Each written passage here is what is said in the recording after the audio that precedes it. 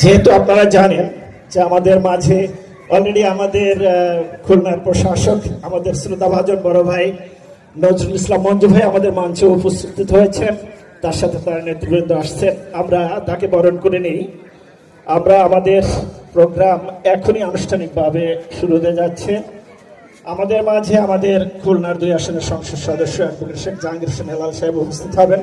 তো আমাদের মাঝে আমাদের খুলনার প্রশাসক জনাব নজরুল ইসলাম মঞ্জু ভাই, তাকে সামনে আসার জন্য বিশেষভাবে অনুরোধ করি।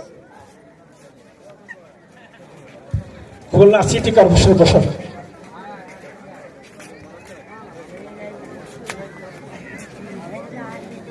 আমি